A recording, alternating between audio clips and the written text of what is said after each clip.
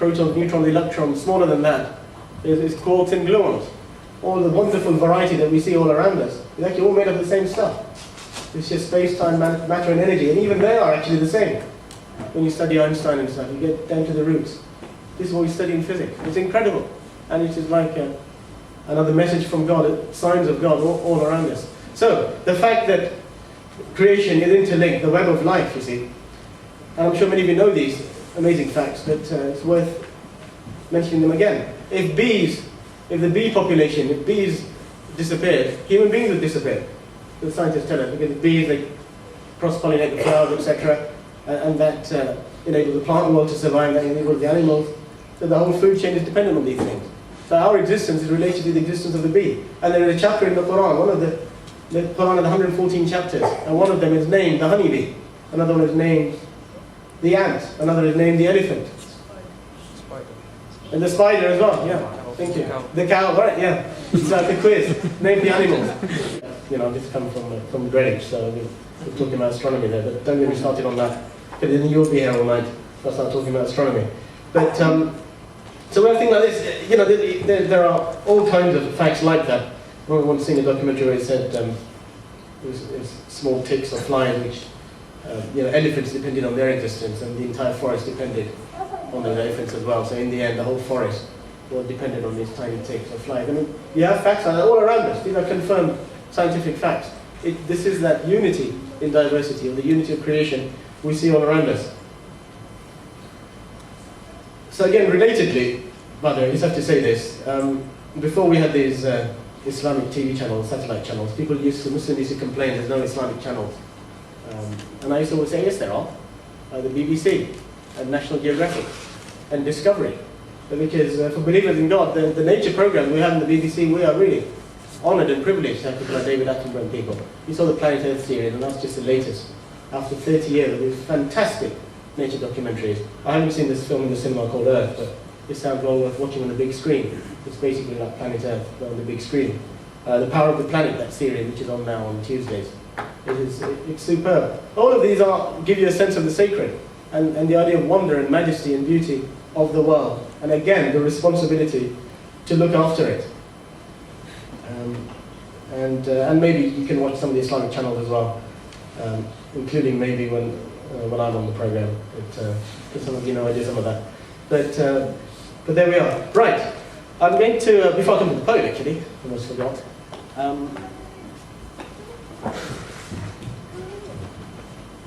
It says climate change is increasingly seen as the biggest challenge facing humanity. I think we all agree with that, and you saw our film earlier. But I would actually argue that there are... oh, you didn't? Okay. Didn't work. Oh, it didn't work. Oh, sorry. Never mind. The cast did.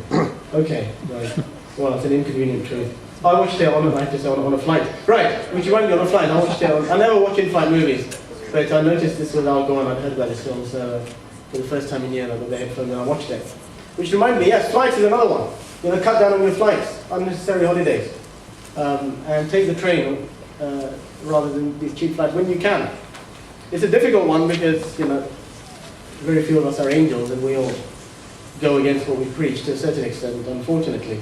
But it's worth mentioning. How many of you saw the Channel 4 program called God is Green last year, or earlier this year? The Channel 4 called God is Green. And it was talking about how, in Christianity especially, with a large focus, but also Judaism, Islam, etc., how all the scriptures have this teaching, God is green. Rather than what we know as God is great, which is Muslims always remember Allahu Akbar. And it's talking about how these issues. And one of the things they brought up was Hajj. They said so many Muslims, why do they fly to Hajj? And this is the season now, people are leaving right now. And they made the case strongly. And I believe it is a strong case in Islamic law, especially if you've never been on Hajj before. Now it's an obligation for everybody who can afford it and has the health to go on pilgrimage, to go to Mecca at least once in your lifetime. But what a lot of Muslims often forget it is that once in a lifetime is the absolute necessity. Any more is voluntary and non-essential. So I'll give you an example. When the Mujahideen in Afghanistan were fighting the Soviets back in the 80s, many of the senior Islamic scholars actually gave a fatwa, they issued a fatwa, saying that if you've done your Hajj, you've done your pilgrimage to Mecca, and you're thinking of doing another one, a non-essential one, they said it was better for you not to go on Hajj again, but actually send your money to the Afghan Mujahideen fighting the Soviets, because they said a jihad of that type is felt as an obligation. And it outweighs something which is voluntary.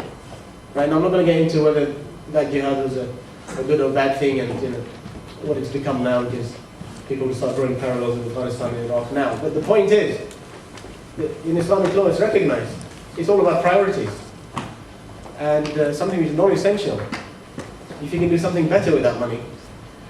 So, our people always understood this again. If Abdullah ibn Mubarak, one of the great scholars and saints really of Islam, and a famous case, he left from his homeland, which is Central Asia, and he left on Hajj. He'd done his Hajj before, but he went traveling by road and donkey and stuff. And one of the villages he stayed in, he came across a poor family, a lady who was picking up food from the scrap heap, from the rubbish tip outside the village. She had no money whatsoever. And her husband had passed away and she had many kids to feed. And he asked what's going on. She said, well, I've got nobody to support me. I'm reduced to just getting scraps off the rubbish tip. So Abdullah ibn Mubarak was also very rich. And he had a few thousand dinars on him, he'd say. That's the equivalent of tens of thousands of pounds now. How much he was carrying with him to go to Mecca. He said, right, you take my money, I'm going back home. Because to support you is far more important than me doing a non-essential Hajj. See, this is a famous incident in his biography.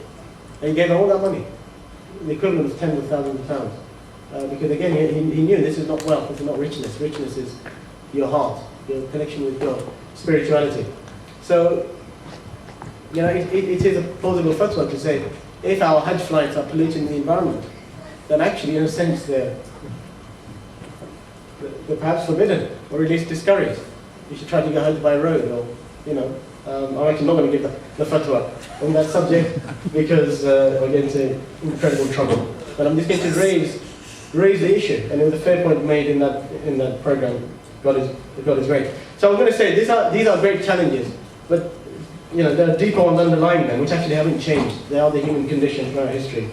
The God, sense of the sacred, a sense of God, and fighting our capacity for evil, which includes selfishness, greed, materialism. All of these things are contributing to all of these problems, and coming together as communities, like alhamdulillah we're doing here, to tackle some of these issues. Okay, 5 more minutes. Do you mind some poetry? Probably a nice way to round off. This is one of my favourite poems, and I think it's like a hymn to the environment, really. It's called Auguries of Innocence, and it's by William Blake, in the 19th century. I'm sure many of you know this poem, but I'll just read it out. And you'll see how he's talking about looking after the universe, and all creatures around him, and how you have that unity, and what you do here affects something else in your life, how everything is connected.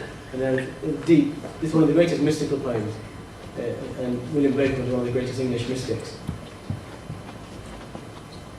And he didn't trust, kind of official religion or official states, etc. Anyway, he says, to see a world in a grain of sand and a heaven in a wild flower, hold infinity in the palm of your hand and eternity in an hour. A robin redbreast in a cage puts all heaven in a rage. A dove house filled with doves and pigeons shudders hell through all its regions. A dog starved at his master's gate predicts the ruin of the state. A horse misused upon the road calls to heaven for human blood. Each outcry of the hunted hare a fibre from the brain does tear. A skylark wounded in the wing, a cherubim does cease to sing. The gamecock clipped and armed for fight does the rising sun affright. So hell and the angels responding to what's going on here. Every wolf and lion's howl raises from hell a human soul. The wild deer wandering here and there keeps the human soul from care. The land misused breeds public strife and yet forgives the butcher's knife.